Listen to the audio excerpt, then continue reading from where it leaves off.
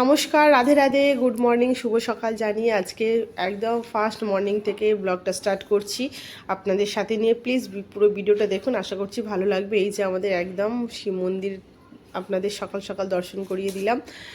এখন দেখুন আকাশে মেঘলায় একদম আচ্ছন্ন হয়ে আছে, আর সাথে দেখুন পার্কটা পুরো বৃষ্টিতে ভেজা। কদিন তো টানা বৃষ্টি হয়েছে, পার্কে পুরো জল জমে গেছিলো, যেহেতু মাঝখানটা মাটি থাকে পার্কের দুদিকটা, তবু পাথর থাকে, কিন্তু তবু বীজখানটায় জল জমে যায়, বাচ্চারা খেলা করে, কাদা হয়ে যায়। আর এখন তো অমাবস্যার সময়, তাই জন্য মন্দিরের গেট খোলা নেই, বন্ধ আছে। এটা আমাদের শিব মন্দির, আপনাদেরকে আগেও দেখিয়েছি, লর্ড শিবাকে, মহাদেবকে। আর এই তো পার্ক চারিদিকে সব ভেজা, বাচ্চারা সেভাবে খেলতেও পারছে না, যদি একদম একদম সকালে, এটা বিকালের দিকে তবু একটু বাচ্চারা আসে। আর ভাবলাম যে একটু আপনাদের সাথে শেয়ার করি, চারিদিকটা কত সবুজ লাগছে, কি ভালো লাগছে। একদম চুপচাপ, একদম ফার্স্ট সকাল তো, তাই জন্য খুবই কম জন পার্কে। আর গাছপালাগুলো একদম বৃষ্টিতে প্রাণ ফিরে পেয়েছে, সবুজ পাতা হয়ে রয়েছে, কি ভালোই না লাগছে চারিদিকে।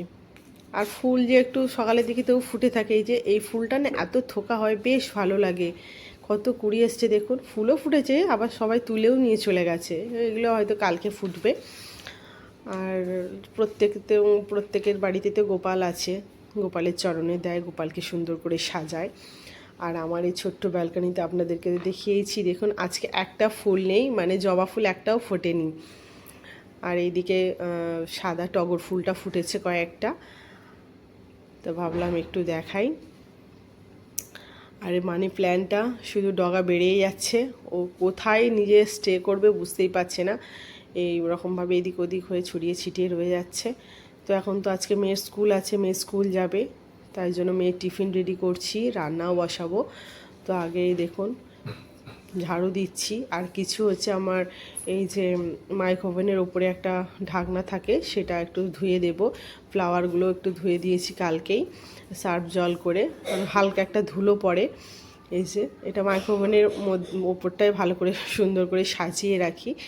আর দিলাম হচ্ছে সোফার কভার, আর টেবিলের খাবার টেবিলের কভারটা, সবগুলো একটু ভালো করে ধুয়ে দেবো আর কি। শার্পে চটকে দিয়ে রেখেছি, কালকে রাত্রে কভারটা চটকে রেখেছি, আর সোফার ঢাকনাটা আর মাইক্রোওভেনের ঢাকনাটা এইটা একটু এতে দেবো, মেশিনে দিয়ে দেবো।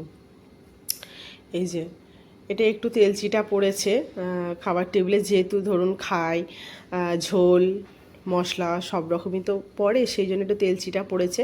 তো আগে সার্ফ থেকে ডুবিয়ে রেখেছি, তার ব্রাশ দিয়ে ঘষে দেবো। আর এই ফুলের কালারটা দেখুন, কি মিষ্টি একটা কালার, ভীষণ ভীষণ ভালো লাগে।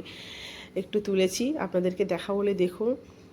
এই ফুলের কালার অনেক রকম হয়, কিন্তু এই কালারটা এত মিষ্টি একটা কালার, আর চারিদিকটা সবুজ হয়ে আছে, বৃষ্টি পড়েছে, তার মধ্যে ফুলের কালারটা এত অপূর্ব লাগছে, কি বলবো আপনাদের, বলে বোঝাতে পারবো না। তো কিছুটা তুলে নিয়েছি, এই যে দেখুন এত কালারফুল, মানে চোখ, কি একটা মিষ্টি কালার, ভীষণ ভালো লাগে।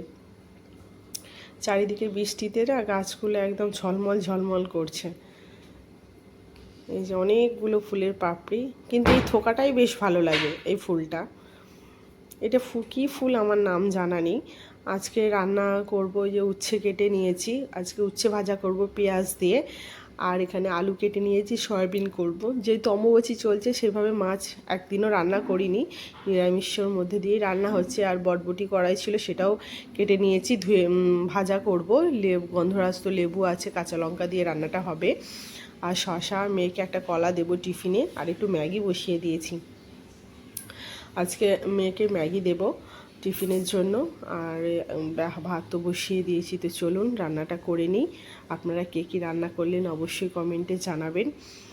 আর এখানে ডাল সেদ্ধ করে নিয়েছি, ডাল হবে, ডাল করব, বটবটিকে পেঁয়াজ দিয়ে ভাজা করব, কাঁচা লঙ্কা দিয়ে, কালো জিরে ফোড়ন দিয়েছি, বেশ ভালো লাগে। আর উচ্ছে ভাজা হচ্ছে, সেটাও পেঁয়াজ দেব।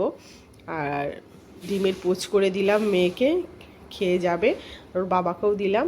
আর এখানে সয়াবিন, আলু, কাঁচা লঙ্কা দিয়ে একটু আদা রসুন দিয়েছি, দিয়ে ভালো করে কষিয়ে একটু রসা রসা মতো করবো। আর তো ডাল তো আছেই। আজকে এইটুকুই মেনু। কেমন লাগলো ভিডিওটা জানাবেন। আর নিরামিষও রান্না এরকম বেশ ভালো লাগে, রোজ তো মাছ মাংস কিছু না কিছু একটা থাকেই, কিন্তু এই নিরামিষ রান্নার দিন না সত্যি শান্তির মতো খাওয়া যায়, বেশ একটা অন্যরকম খাবার। তবে খাবারটা যদি হয় গরম গরম আরোই ভালো হয়।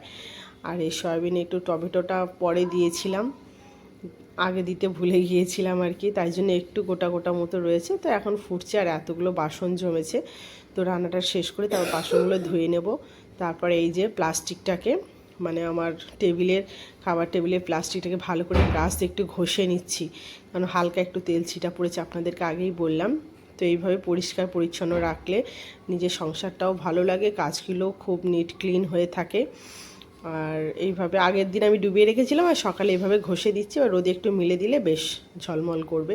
তো কেমন লাগলো ভিডিওটা অবশ্যই কমেন্টে জানাবেন। পারলে আপনারাও এইভাবে খাবার টেবিল প্রায় মাঝে মাঝে এরকম নিট ক্লিন করবেন, দেখবেন উজ্জ্বল লাগবে। টাটা সবাইকে।